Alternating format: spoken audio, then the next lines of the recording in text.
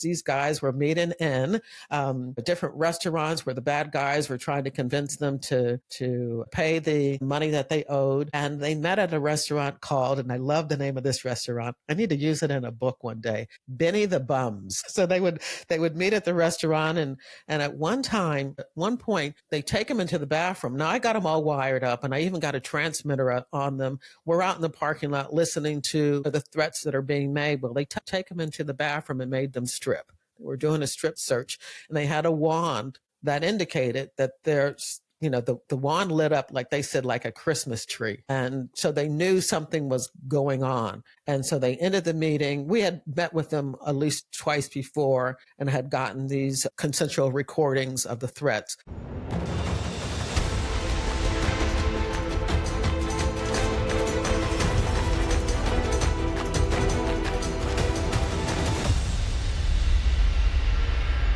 Hey, gang, welcome back to part 2 of this week's episode with Jerri Williams, retired FBI special agent, 26 years working for the federal government, kicking butt and taking names. Don't get in a boxing match with her because if you tick her off, she's going to whoop your ass. That's what's going to happen. So, Jerri, thank you so much for coming back. Oh, it was a pleasure. We had so much fun. Why wouldn't I want to continue? Exactly. And I'll tell you what, I'm smiling and laughing more than normal here. So that means it's a good interview for me. Yeah. So just to get back into it, she is out of the academy. She goes to Sacramento, spends about 18 months there. And then when you went to Philly, did you volunteer or did they force you to move there? Oh, this is another good story. Okay. So for some reason, I mean, most of the time when you transfer when you're getting a transfer, during that time period, you go to a small and medium-sized office, and you're going to have to now go to a large office. But you're usually in that small to medium-sized office for at least 2 or 3 years. I mean, it makes sense, as far as funding and transfer money, that people be there. But for some reason, everybody that came through the academy in 1982, 83, they only kept us in our first office for 18 months. Wow. So I get this notification that we're going to be transferred, which of course I was very happy because I didn't want to be in Sacramento anymore anyway.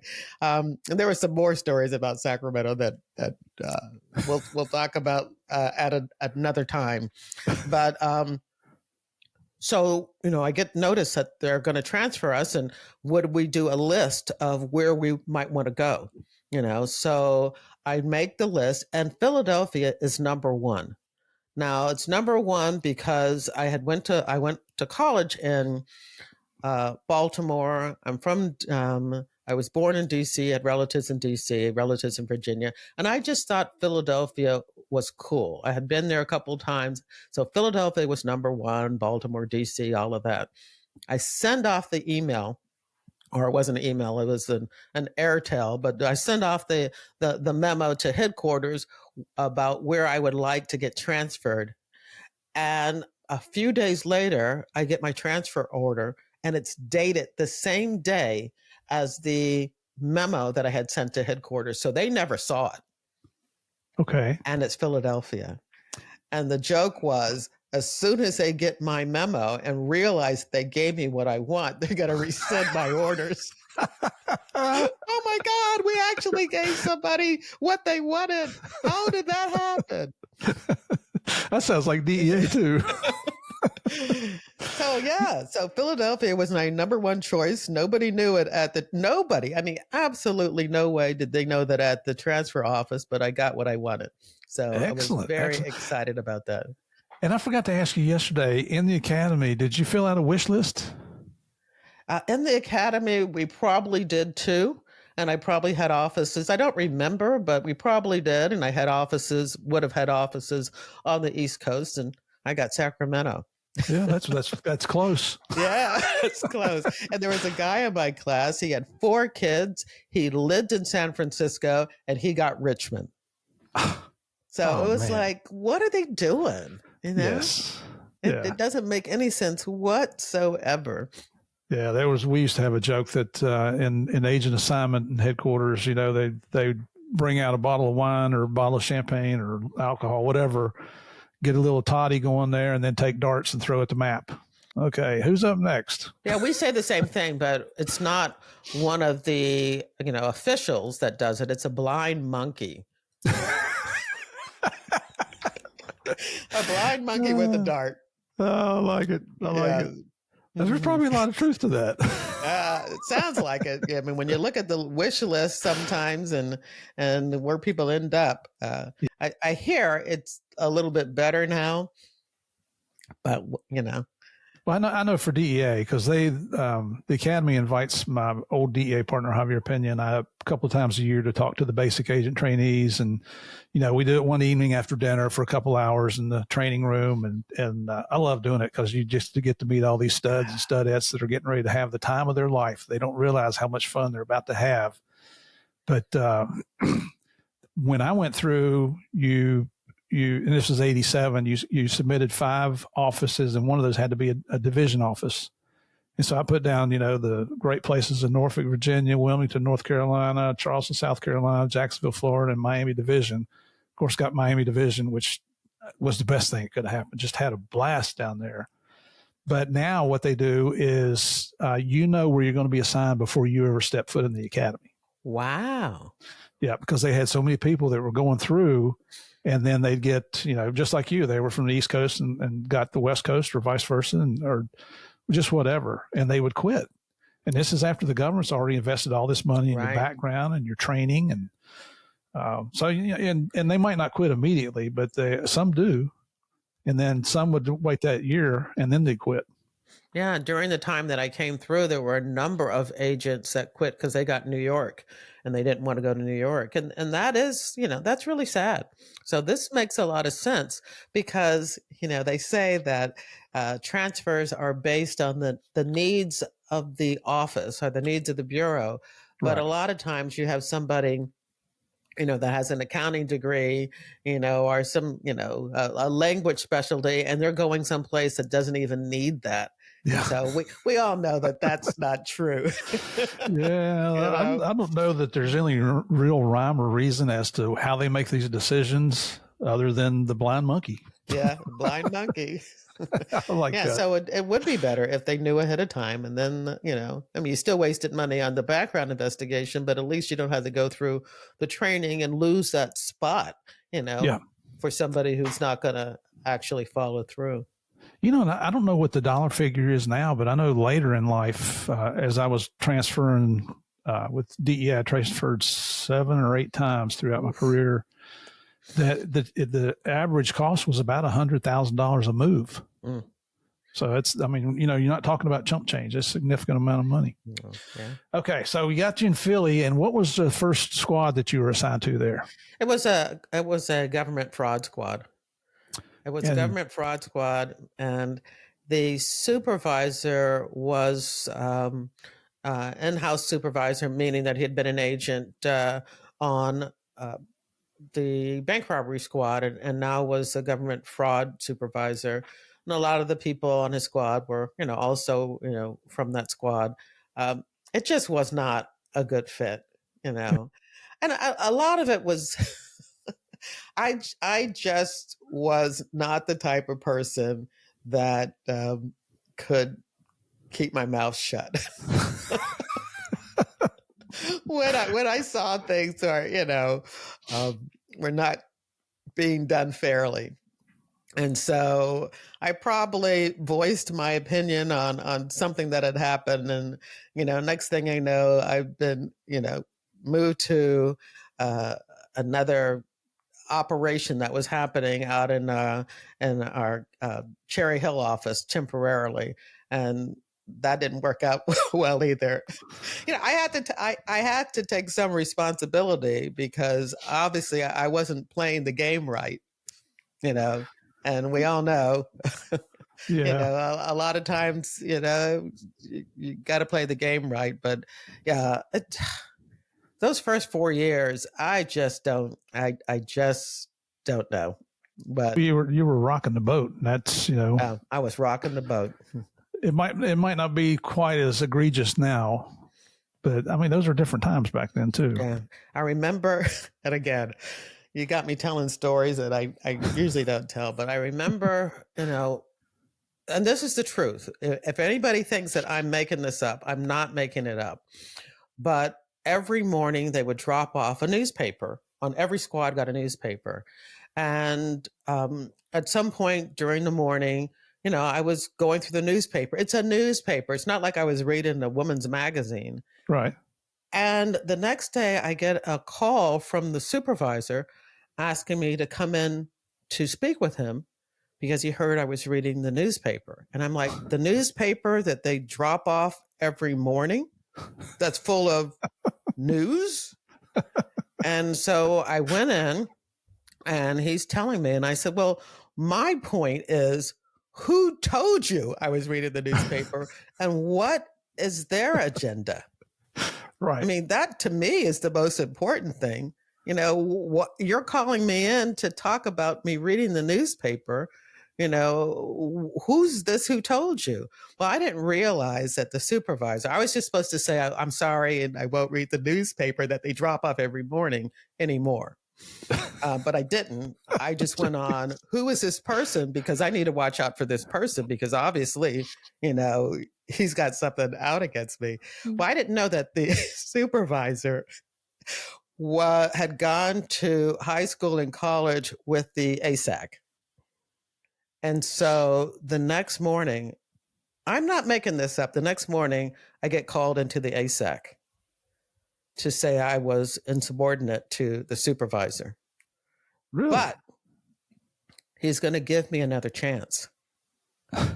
I'm going to be transferred to the applicant unit, and where I will be able to look at the recruits that are coming in and look at them and say, do I really have what it takes to be an agent? And you've got how much time on the job? 3 years, maybe. I'm already an agent. Yeah, but that doesn't sound very logical. No, I'm not making this up when I say it was because of a newspaper and me pushing back with, why am I here? Is this real? That you're, and so, yeah. And so that's that fourth year is where I'm sitting on the applicant squad, doing background investigations, looking around saying like, if this is what's going to keep happening, Right. and I'm fighting to say, your perceived notions of my abilities and qualities are totally wrong, and I can't get people to see that, then maybe I just need to go. Yeah. So it's very disheartening. Oh, it's so disheartening. And I know that it happens to people. A memo goes out, the memo from Quantico that said that, I didn't respect the chain of command, just probably started it downhill where people just made assumptions. But, then this special agent in charge, who was one of the first African-American special agents in charge, came to me and wanted me to do recruiting. And he wanted me to do recruiting for him because it became part of their evaluation, how many women and minorities they were hiring at the time. And he, as one of the first African-American, Wayne Davis is definitely my mentor. He's no longer with us. But he, at the time, did not want to get a ding, being a bad evaluation on that aspect. And for some reason, even though everybody else is staying, thinking that, she can't do it, for some reason, he thought I could. And he wanted me to head up the management program or the hiring program for Philly. And again, during that time period, it's when I realized, I was selected for this position because of my background, my education, my ability. I will fight to stay here and prove everyone, that I could do it. And so I had that second opportunity to shine, and I did, and it continued. Good for you. Now, how long was that assignment? 3 years.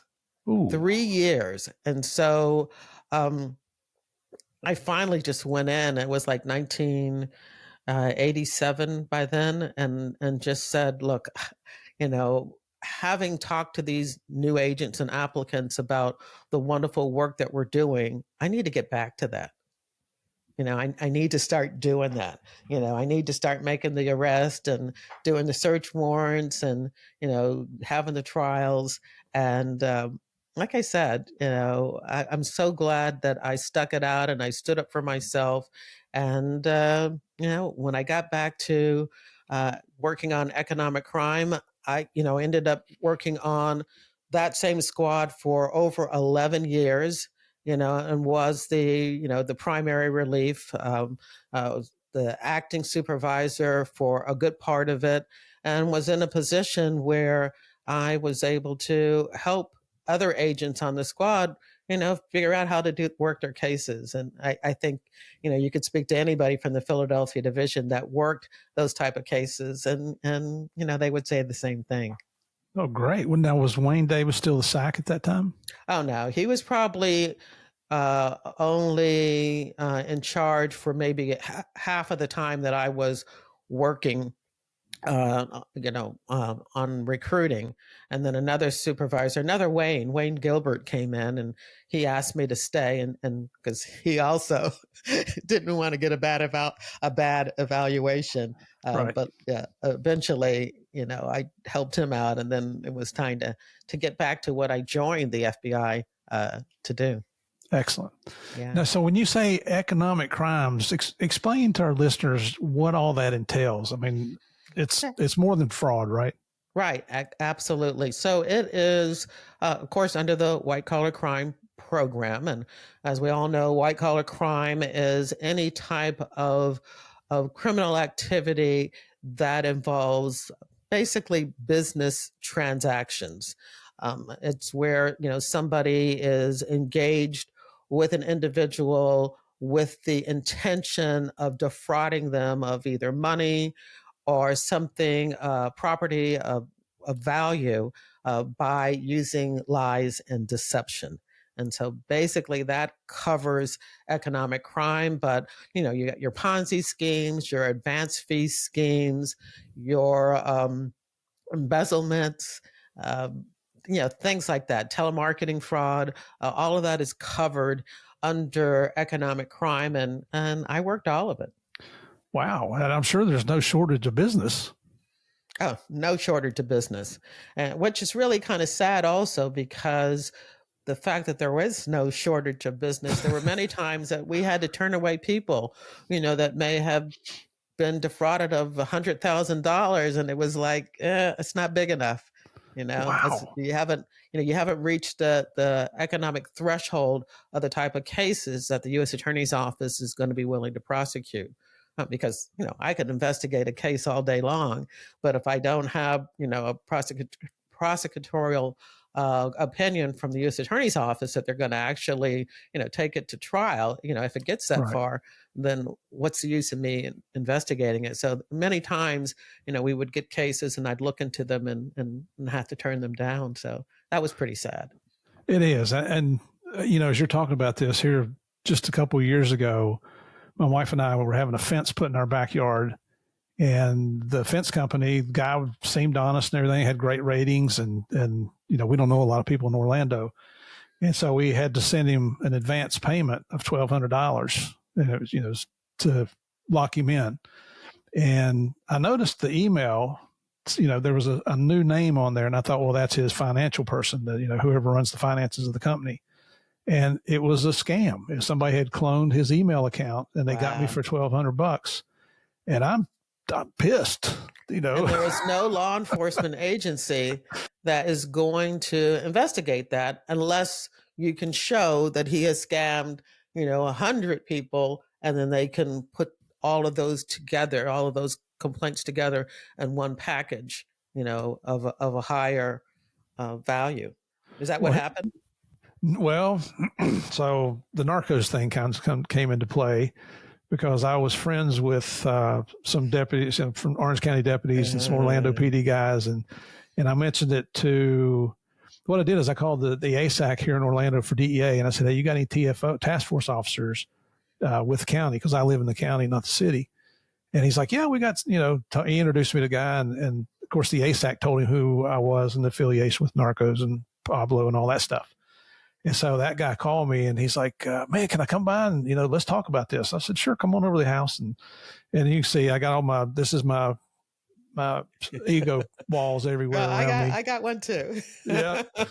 And so he said, well, listen, I'm TFO for DEA, but I want to introduce you to our lead financial crime investigator for the sheriff's department. And the guy, he comes out to the house over this $1,200 scam. And you're lucky. You know that, right? How lucky, how privileged you are to have someone look at it. We talked about the crime for maybe 5 minutes, and then we talked about Narcos for about an hour. And he's walking around looking at all the memorabilia that's in here. And believe it or not, they track it out to this suspect in Vegas. So then he said, well, we turned it over to Vegas Metro. And I got 2 calls from them that they never called back. I missed their calls when they called both times. Say, we're with the Financial Crimes Unit at Vegas Metropolitan Police Department out here. We understand you got scammed, but we don't know all the details, and it doesn't sound like a very big case. But call us and let us know what's going on.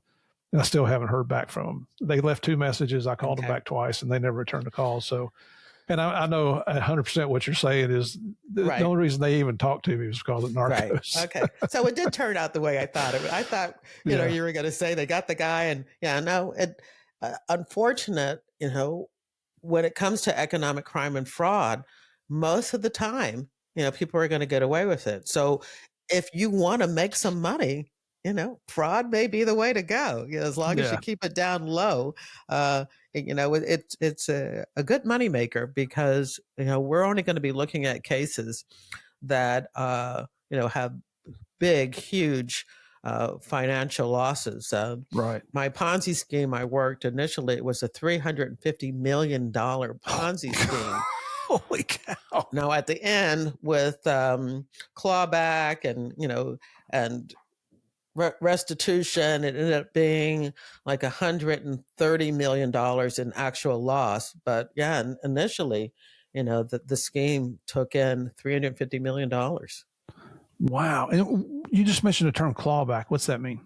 Clawback is where the court demands that people who made out early in the scheme, who actually made money in this, fake investment, return that money to the court so that it can be given to people who did not make out in the scheme. And so they claw it back. Wow. Which is, you can imagine that if you've been in a Ponzi scheme, and of course, the reason a Ponzi scheme works is because they take money from new people that come in order to provide it to people that have been in initially, in order to keep the scheme flowing. And so those people at the beginning are all happy because, this guy said he's going to, give them back a 50%, return, and they get it and they spend it. And so when the court says, oh, no, you don't get to, walk away with that ill-gotten money, you're going to have to give it back. That's very painful because, that money is now a house, or that money is now, a car or college education that, they're going to have to give back. Wow. You've heard of the company called Amway. Oh, yeah. Right? Is that a Ponzi scheme or not? No, that's, what do they call that? It's the difference is it's an ML. So it's been a while. So I'm having another senior moment, but it's like a Ponzi scheme, but instead of they're making their money by getting new recruits and new investors. And the people that are at the top then get a piece of each person that comes into this new business. So it's similar, but it is not a basic Ponzi scheme in itself. And the reason I ask is because I tried Amway when I was a city cop. You did what you had to do to make ends meet. Mm-hmm. I never recruited a soul. I could convince anybody to come on Right. under me. Most of those, multi-marketing, I'm trying to think of the name of it. And again, I'm having a senior moment, but most of those businesses don't make money from the actual product that they sell. They make money from recruiting people to sell that product. And that's how you can tell, that it's one of those schemes, is if that's where the majority of the money comes from.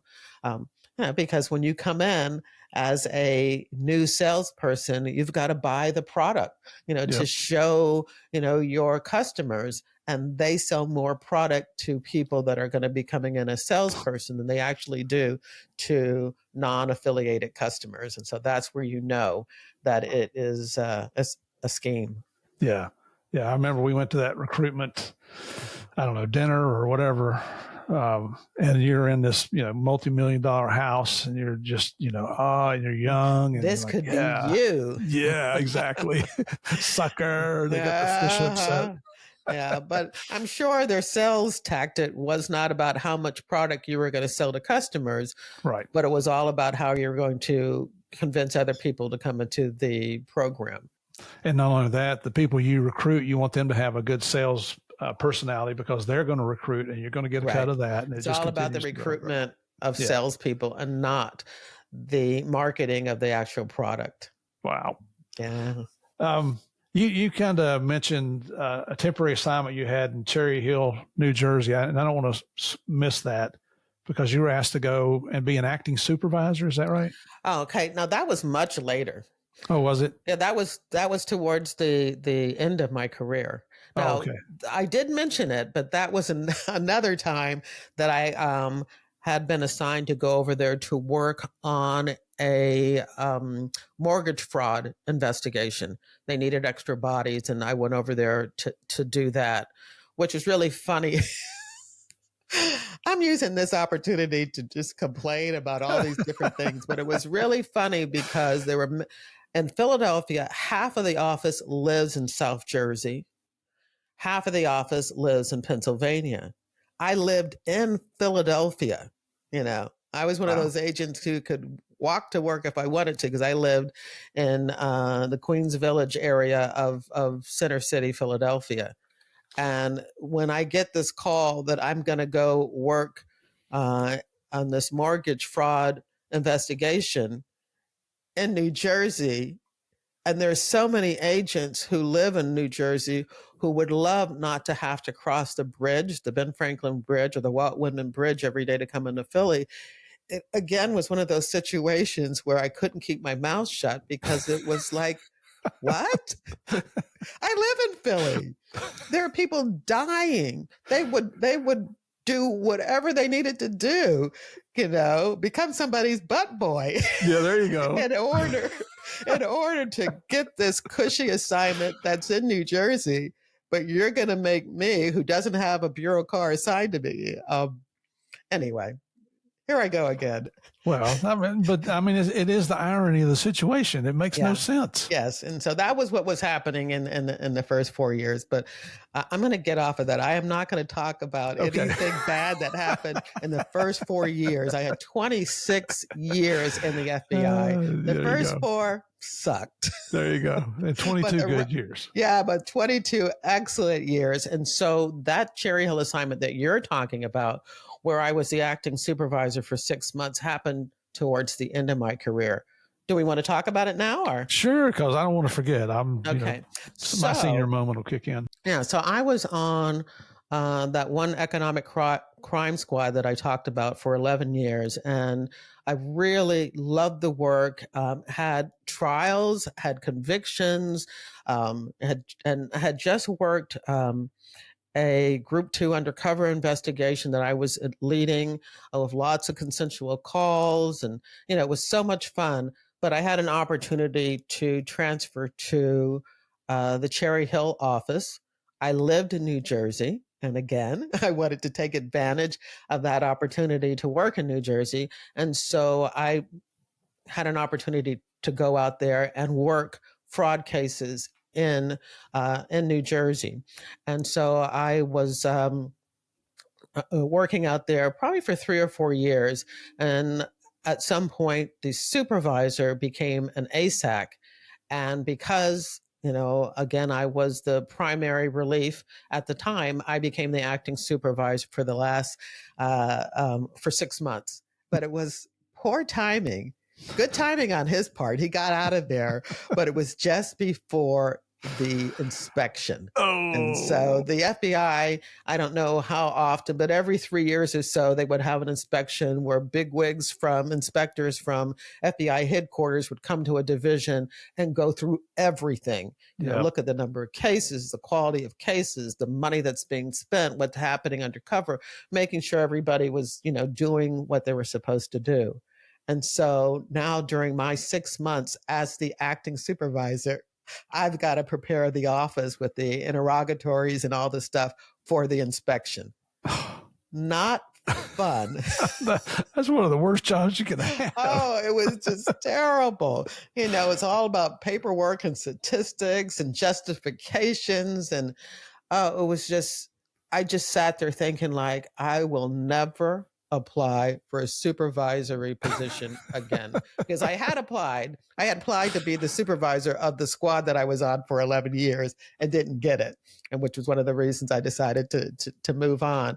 But having that opportunity to be the acting supervisor just before the inspection made me understand that I wanted to be the supervisor of the squad I was on, since I was doing a lot of that work anyway, but I did not really want to be a supervisor.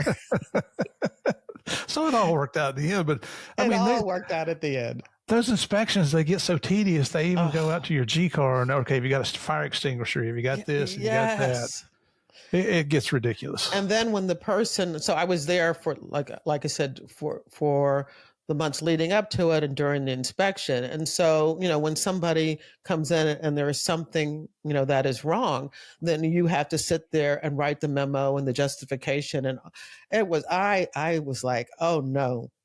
Yeah. Oh, yeah. No. Somebody else can do this. Yeah. This is not fun.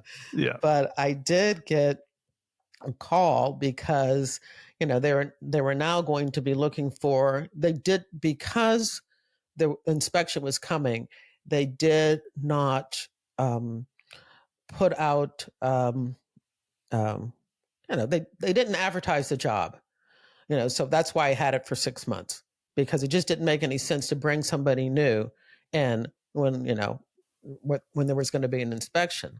And so after the inspection, the special agent in charge wanted to know, did I want to apply for that position? Because now it's open. Or, which was like, surprise, surprise, did I want to come back into Philly to be the media rep, the spokesperson for the FBI, a position that most offices don't even have anymore. But I had already been the backup. I've been working as the backup media person for years, and I was like, I'm coming back. Raising my hand. I don't want to be a supervisor anymore. I will become the spokesperson and take that job. That's excellent. The DEA had public information officers, and were they DEA agents? Initially. Now they actually have professionals coming. Yes. Yeah. So that was the case with the FBI too. Initially, when I was going through, it was always an agent, a veteran agent who really knew the workings of the FBI, was being the spokesperson, really representing the SAC, writing, press releases and doing all of that. Now it is a public affairs or specialist, usually a former reporter, but they're not doing the same type of work that we used to do. Like, I understand now that they don't write press releases. That comes out of the United States Attorney's Office. They don't necessarily hold press conferences and have the same type of relationship that the media rep, the spokesperson agent used to have, with the media during my time period. But I loved that job. Yeah. And I did that job for my last 4.5 years that I was in the Bureau. Nice. Very nice. Yes. Well, going back to your economic crimes investigations, tell us about a case that you think was the most exciting case that you ever worked on, and what made it so exciting?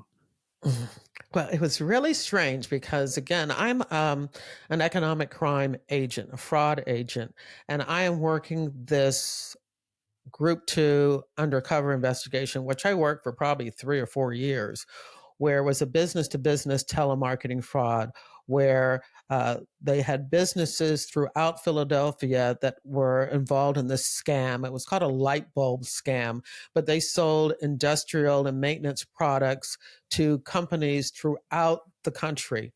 But it was all a fraud because it was either overbilling, or it was inferior products, or it was selling products that you never even shipped, because part of the scheme was them to bribe the procurement officer at these companies.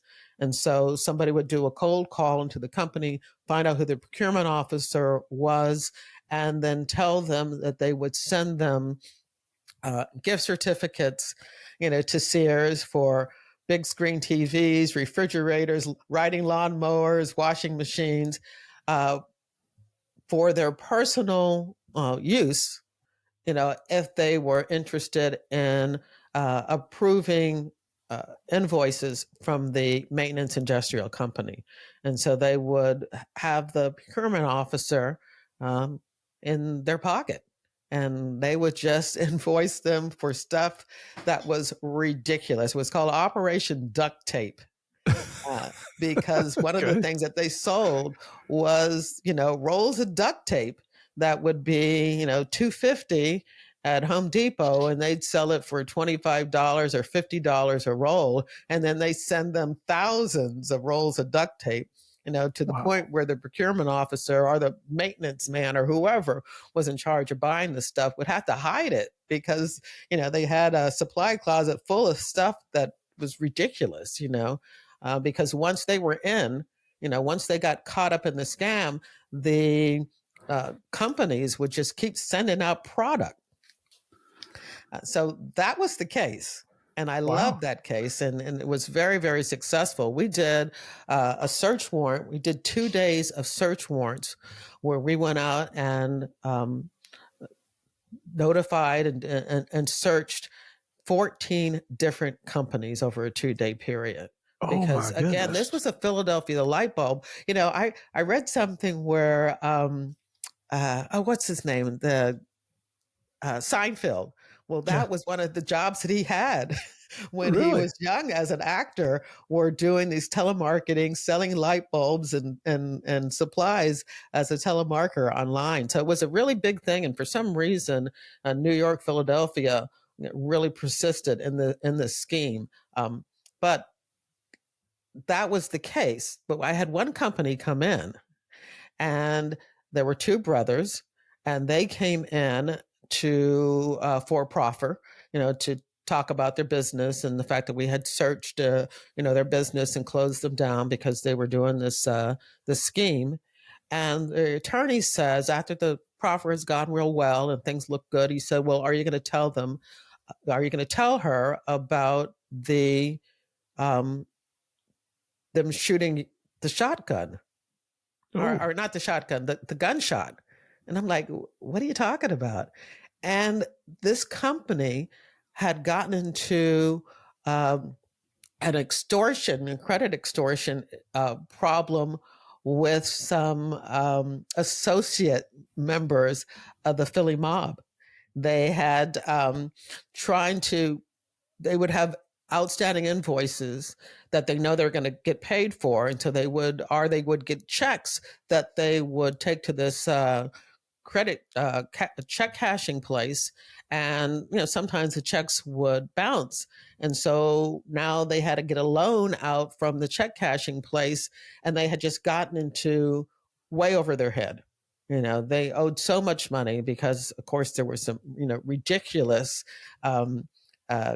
credit, interest that they were owed on this. And so at some point, the people who owned the cash checking agency came into their office and demanded their money. And to make sure they understood, they took out a gun and shot a hole right past this guy's head into the wall of his office. Whoa. And so I'm sitting there at this proffer saying like, whoa, I'm a fraud investigator. I better call some of my friends over in the organized crime squad.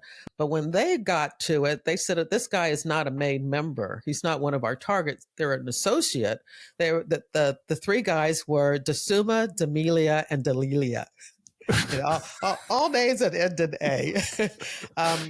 And Frank DeSuma was the guy that shot the gun to convince him that they were serious. And so in the middle of this big telemarketing case, I'm now working an extortion case. And it was so much fun. It's a little bit different than what I would do. And it ended up that I got one of the guys from the organized crime squad I had been his training agent on my squad before he transferred. Derek Workmeister came over to work the case with me. So we ended up working it together. And it was great because these guys were meeting in, different restaurants where the bad guys were trying to convince them to pay the money that they owed. And they met at a restaurant called, and I love the name of this restaurant. I need to use it in a book one day, Benny the Bums. Okay. Is there anybody from Philadelphia? I think Benny the Bum still exists. And so they would meet at the restaurant. And at one time, I get so excited when I talk about this case because it was so fun for me because it was not something I normally do. But at one point, they take him into the bathroom. Now, I got them all wired up and I even got a transmitter on them. We're out in the parking lot listening to, the threats that are being made. Well, they take him into the bathroom and made them strip. They were doing a strip search and they had a wand that indicated that there's, the wand lit up, like they said, like a Christmas tree. And so they knew something was going on. And so they ended the meeting. We had met with them at least twice before and had gotten these consensual recordings of the threats. This was the last time. And it was like, well, how did they know? What's going on? But they ended the meeting and they take my transmitter with them. The bad guys did. The bad guys did. And so I go back to the office and I let the, ASAC know that the transmitter was taken. And he's like, well, you got to go get it. And I'm like, well, I'm still working the case.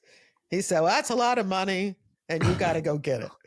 And so now we've got to wrap this case up. Luckily, it was like our third recording and we basically had the information. And so it was like an overnight meeting with Darren Workmeister, myself, and the strike force attorney, Dave Fritchie, to get the affidavit together and to be able to get, search and arrest warrants, and which we did the next day. And I remember walking into the check cashing business and saying to the guy, that we're here for a search and, that you're under arrest and that you have something that belongs to me. And he's like, oh, what are you talking about? And I tell him about the transmitter, and in his office, in a glass of water, is the transmitter. So I was able to go back to the ASAC and say, look, I got your transmitter back.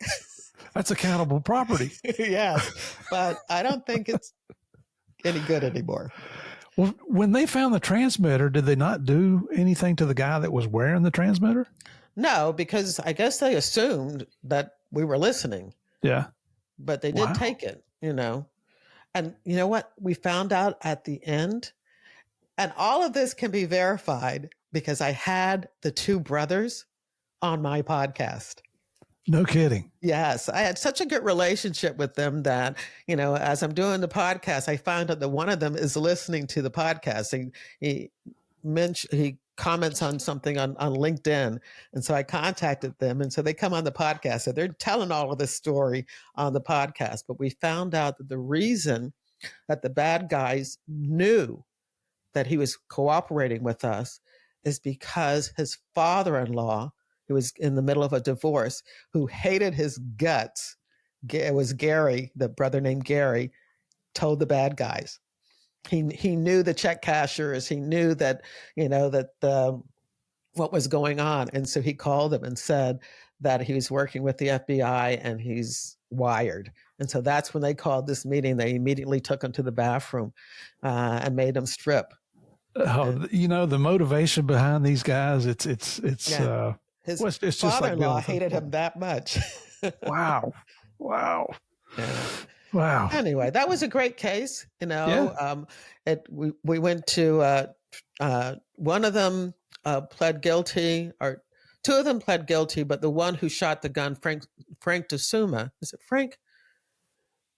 Yeah, I think he was the one who shot the gun, was a convicted felon. So, UFA, he shouldn't have had the gun in the first place. And so he did go to trial to fight that. It was worth it for him to do that. And so, yeah, they all got some time. I think Frank might have got 20 years. And Wow. it's for all my cases that I have agents talk about or my cases, I make sure I have newspaper articles and court documents to, for people who want to take a deeper dive. But yeah, it's I think I don't know what number episode it is, but it's under check cashing. So if you are on my website and you search for check cashing, they'll be able to pull it up. But that case was so much fun because it was different than anything that I had worked before. The one guy, we actually arrested him, outside a Philadelphia strip club that, kind of just adds a little more spice to the case. Sounds like a good TV show, doesn't it? Yeah, it would have been perfect. It would have been perfect. And just for our listeners here, that's the FBI Case File Review is Jerri's podcast, and I highly encourage you to listen to these cases. One more question. What would you consider the most dangerous case you ever worked in your career? I would not say that I myself was the case agent of a dangerous case. But as I said, I went out to work in the Cherry Hill office for 3 or 4 years towards the end of my career. And that office investigated, or under their jurisdiction, was Camden, New Jersey. That's a tough place. Yeah, it was a very, very tough place. And so there were many, many drug investigations. And as a Black female, they asked me to go out on every last one of the searches and arrests that they were conducted. And I went out on every last one of those drug cases that the Cherry Hill office did during that 3 to 4 year period. I just think in some situations, and most of those cases, we work with local law enforcement also on a task force. But I just think it was, and I recognize the value of me being able to go out and maybe talk to, some of the subjects as far as convincing them to cooperate. Many situations where you're going into a home and the wives and girlfriends who are not actively involved, are there. There's children there. And so I recognize the fact that there was value in me, going out on those arrests and searches to, talk to the people and kind of get them to calm down and to understand, what was going to be happening. And I loved that part of the job.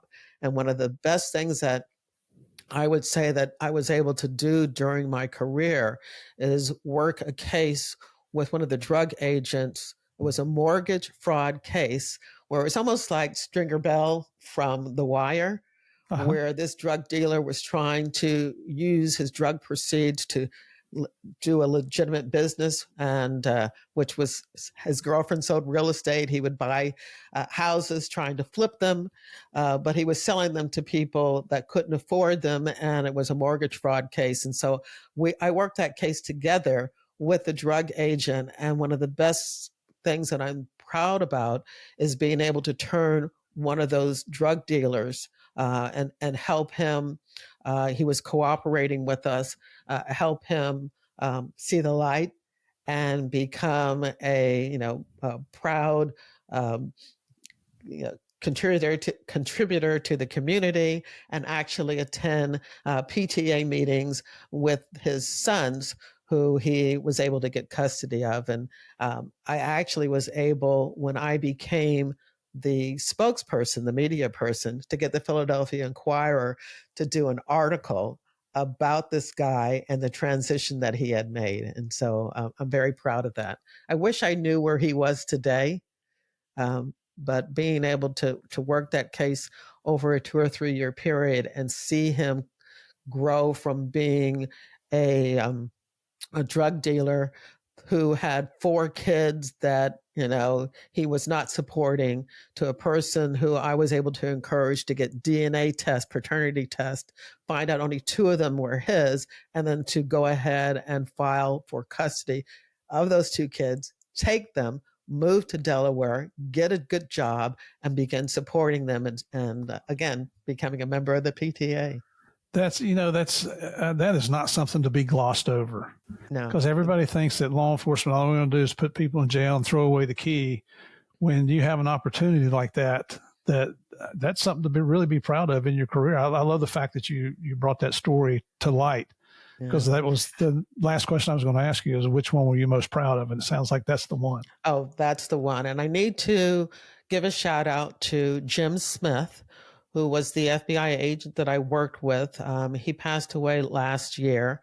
And so I want to make sure, I would have loved to have him on the podcast so we could talk about that case together. And maybe I'll get the AUSA one day to come. But Jim had an accident. He fell and hit his head. And so his last years were really rough. He was in a wheelchair and having problems, cognitive problems. And so I was never able to, get him on the show as a guest so that we could talk about that case together. But I am so proud of the Kenny Jenkins drug and mortgage fraud investigation that we worked together. Excellent. So at the end of your career, why did you decide to leave the Bureau? Because I got a job offer that I could not resist. That's great. Yeah. So I'm now working as the spokesperson and the media person for, like I said, 4.5 years. It's 2008. And I always said that if I left the Bureau, I would love to continue working in media relations, and that the best job that I could think of would be to work for SEPTA, which is the Southeastern Pennsylvania Transit Authority, because I knew it's the transit system in Philadelphia. And there's a lot of retired agents and retired law enforcement that start working for transit authorities. And I knew that that'd be a great job because they had their own police force. And so I could still be doing media relations and law enforcement. And I mean, I said it a number of times, and I worked with SEPTA sometimes when the FBI had there was a suspicious package or something happened that they would have to call the FBI in.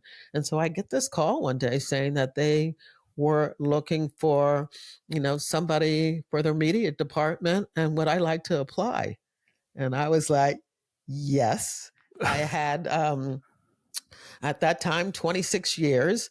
I was 51. You can't retire. I came in early. I came in at 25. And so I had to stay until I was at least 55 in order to have those 20 years. I had 21 in, and I applied and got the job. And I loved that job. I worked that job for 7 years post FBI. It was 24/7. SEPTA was always, hitting somebody and killing them by running them over with a bus, or there was always some type of suicide by train or an assault, a physical assault or shooting on the system. And so I was always talking to the media, getting called, sometimes walking outside my house to meet the reporter to do a live coverage of whatever happened. I loved the job, but it got to a point where I realized I'm retired. I don't have to work this hard anymore. And I had also written a book that, again, that I was interested in publishing and getting it out there. And I hated the boss. Yeah. I loved my first boss. that I was working with at SEPTA. But the second one, the head of the big boss, whose office I was right down. When you're the media person, you're right up there with all of the big wigs.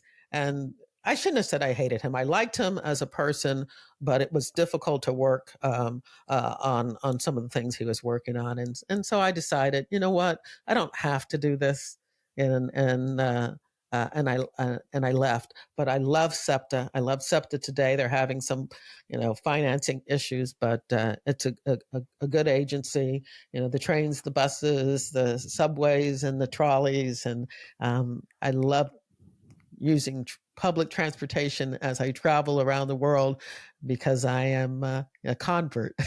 All right. All right. And I'm very fortuitous that position was open when you decided to retire. Well, I only retired because the position was open. I probably would have still been there for a few more years. Mm-hmm. And I'm going to guess as a result of your podcast, but you became a technical advisor for some TV shows and film.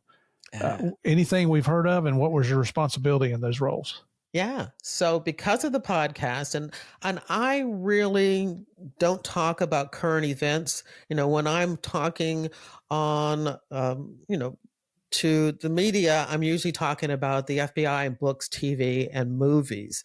I mean, that's what my best-selling book, FBI Myths and Misconceptions, is all about. And so somebody heard of me, and I worked as a technical advisor on the show Class of '09, and dealing directly with the executive producer, Tom Rob Smith. I loved Class of '09. Reading the scripts and working with him on getting the FBI right. And then around the same time, I get this email, and the email subject line says, consultation on J.J. Abrams' show. And I thought, oh God, this has got to be a scam. And I open it up, and it's somebody interested in talking with me about being an FBI, person, doing consulting on this J.J. Abrams show, which is Duster, which came out this year. And so I started working, and I'm telling you, I am doing Zoom meetings with J.J. Abrams. This is before they even started writing the scripts, just talking to him about, what an FBI agent, it's about the first Black female FBI agent. And so a lot of the stuff in the actual script ended up being very close to my life and the things that happened to me. You'll see, if you ever watch the show that came out this year, you'll see some of that, and it was just so much fun. I was paid nicely, Yeah. and I was paid.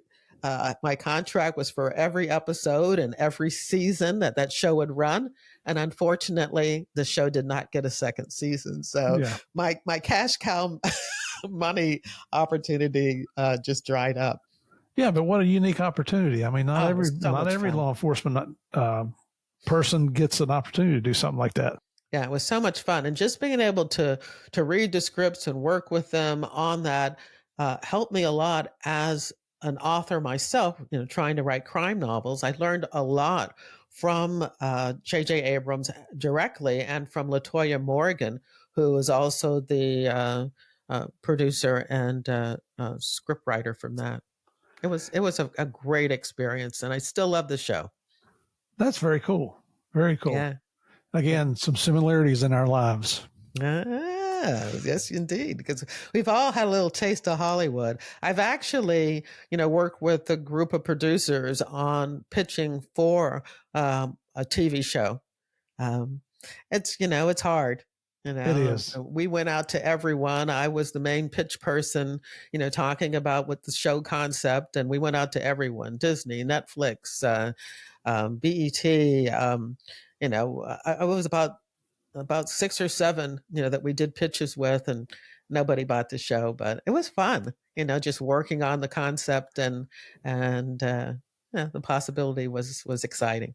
It is. And doing something different. I like doing new things. Yeah.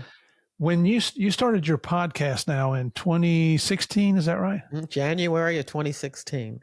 how did you come up with the idea, and why a podcast?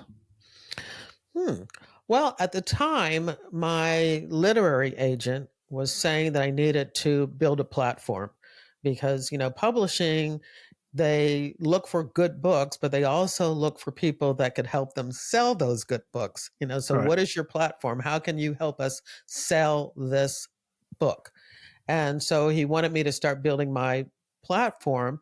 And a lot of people were blogging at the time. So I know podcasts have been around for a long time, but really 2014, with the introduction of Serial, really is where true crime took off. And so at the end of 2015, when I left SEPTA in November of 2015 to start working on getting this book out. And I thought about blogging, and then I thought, no, true crime podcast, let me do a podcast. And the concept of it being me interviewing retired FBI agents was just a transition from my bureau time as a spokesperson, where in that last year, 2008, was the 100th anniversary of the FBI. And so I spent a lot of time interviewing agents for the historical video that I did, at the 100th anniversary. And so the concept came to me a lot, very quickly. I was also the vice chairman of the Retired Agents Association Society, the Society of Former Special Agents of the FBI. I was the vice chair of the Philadelphia chapter. And so I knew all these retired agents. I had access to them. And so, yeah, I decided to do a podcast where I did case reviews. I didn't want to do interviews about, the agents' careers, because a lot of people were doing those type of interviews, which is great. I wanted to come in with a single case, focus on that case, and then at the end, ask my standard question of when and why you joined the FBI. So the concept was there from the very beginning. And yesterday I posted my 377th episode. Wow. Wow. That's huge. Yeah. That is huge. And like you say, you're coming up on your 10-year anniversary. No, go ahead. I'm sorry. I was going to say, what was it? Was it the allure of the FBI name and the title of your podcast? How did you grow? Because I looked you up on Listen Notes this morning. You're in the top 0.1% of over 3 million podcasts worldwide. The reason, and that's I think it might be 0.01%. Yeah, I think you're right. Right. Yeah. Two things that I had no control over. Well, first of all, it was the name. I said FBI case file review. So if you search for any FBI podcast, boom, mine's the first one that comes up. I could have called FBI, could have been at the end, and that wouldn't happen. But because I have FBI at the beginning of my name, it's the first one that pops up. And Right. So, of course, more people are learning about it, because if they're interested in, something about the FBI, it pops up right away.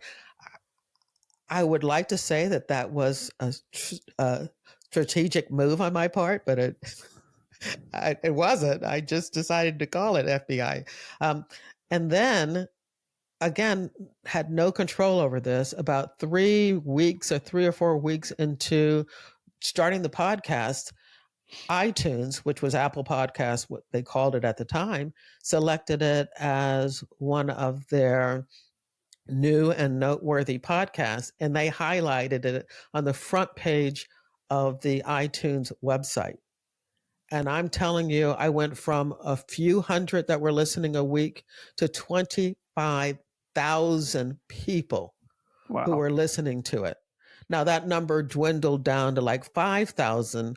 And again, this is like in February or March of 2016. Some people listened to it and liked it but left. Some people listened to it, didn't like it, and left. But some people stayed. And so from the very beginning, I had at least 5,000 people a week listening to that. And I've grown it since then by just being persistent and consistent. Very good. And that's words of wisdom for any would-be podcaster that's out there. Because that's if you do your research, that's the first thing they say is be consistent. Yep. And it's a pain in the butt, to be quite honest with you. Now, you do more shows than I do. I mean, I try to do 3 to 4 a month. And, I'd like to have a week off during the month. So, I don't do one every week. I may do 3 and then I take a week off just because there's other things I want to do. And this is so time consuming. But you do some more than once a week. Well, it's the content. You do bonus episodes. The Patreon thing just takes so much time. But, you're always looking for content on that. But I'm not complaining at all. I mean, it is a lot of work. It's every 7 days a week I'm doing something on the podcast. Oh, absolutely. It is definitely, people don't understand it's a 7-day-a-week thing, because even if I'm not interviewing somebody, then I'm putting together show notes, or I'm scheduling people to come on to the podcast, next month or next year. There's always something that you're doing. I love it. Well, and with, with the other avenues of social media, you're making clips to put on Instagram and TikTok and X and Facebook. And man, when I retired from DEA, you could not find me on social media. Yeah, that's the truth. I would not be on social media. I think it's a very toxic place to be. So I probably wouldn't even be on social media if it wasn't for this show. And so I do go on and be personable and highlight the things that I'm doing. But I try to stay away from politics and all of that negativity stuff, because I don't need that in my life. That's the truth. I'm with you. Yeah. I'm with you there. Yeah. One thing I do want to mention, and I'm going to guess that you've received numerous awards throughout your career, but in 2021, you were recognized by something very special, weren't you? Very special. Tell us about that. Yeah. So I get this call, and it is the president, Brian O'Hare, of the FBI Agents Association. And it's like the FBI union of current agents. They represent over, I think it's like 90% of current FBI agents. And he tells me that I have been nominated to receive the FBI Agents G-Man Honors, honoring FBI Heroes Distinguished Service Award for telling FBI stories. Wow. Again, I suffered from imposter syndrome. I thought to myself, this has got to be a joke. Because before that, the year before, the person who received that award was Dr. Senior moment. What's the COVID doctor's name? That starts to say Kevorkian. No, not the same. Fauci. Fauci. There you go. Look at us, both having senior moments about the same thing. Yeah, and before that, it was a general or a director of the CIA, and it was like, what? But I just happened to be at a moment where the FBI, because of controversy and partisan politics, and people didn't like the fact that it was Dr. Fauci, they decided not to have outside people receive this award anymore, that they had more than enough agents that could receive this award, that they were going to change to agents. And so they picked me because of the podcast and the work that I was doing to show the public who the FBI is and what the FBI does. And so it was just a magical evening at the Four Seasons in Washington, D.C., where I got to sit with director Christopher Wray and then give the keynote speech. It's just amazing. It was just amazing. It's exciting. I get goosebumps here. And when you mentioned the G-Man Award, I've never shown this on the podcast here. And for those of y'all that are listening, you got to go watch this on YouTube if you want to see this. When I left the Special Operations Division, this is a gift from the FBI Washington, and you can't see. I don't know if you can see it, but it says the G-Man. And you can see that's that. the old G-Man that's got the FBI badge there on the front of it. All right. I got to go get mine now. Okay. Yeah, absolutely. Hold on for a minute. It's the same one.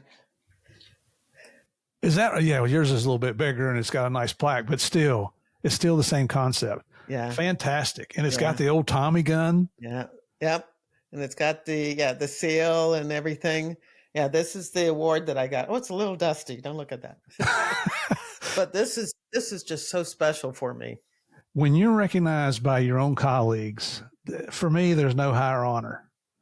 So the fact that you are respected and thought of that highly within the organization, despite the challenges throughout your career, what an honor. I mean, just a true honor.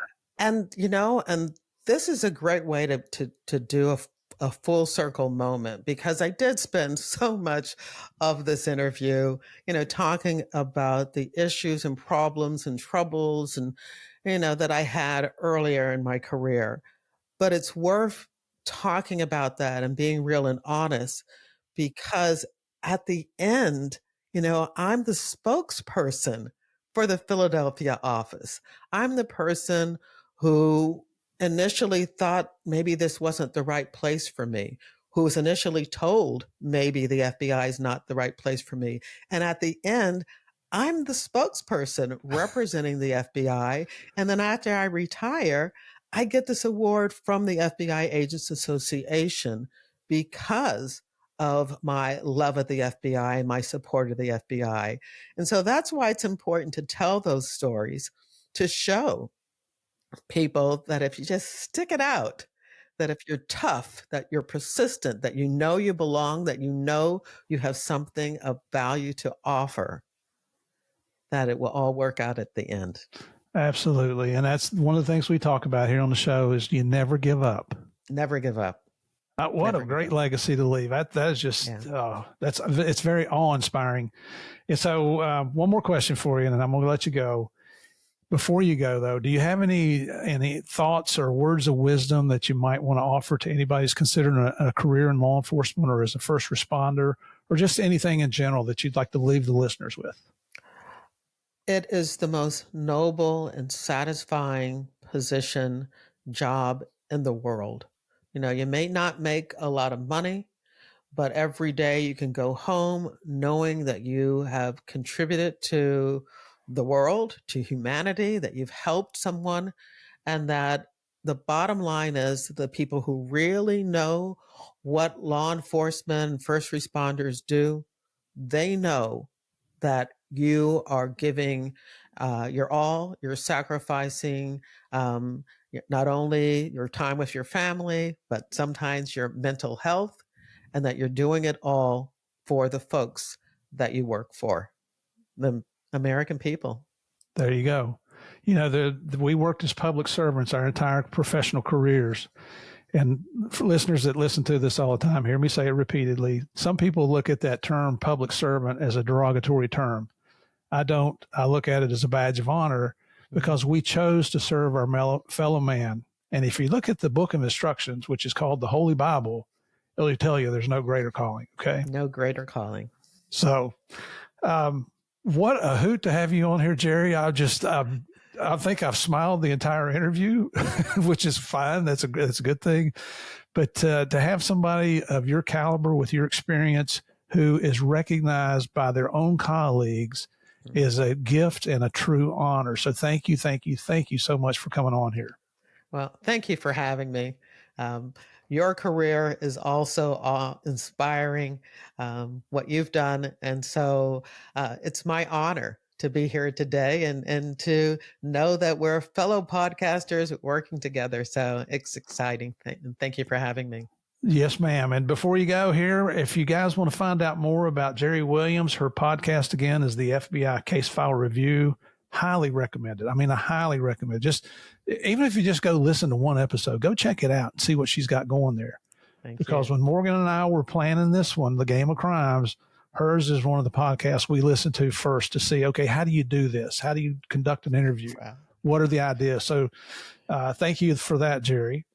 On Instagram, you can find her at Jerri Williams and the number 1. And Jerri is spelled Jerri. Okay. So it's Jerri Williams 1.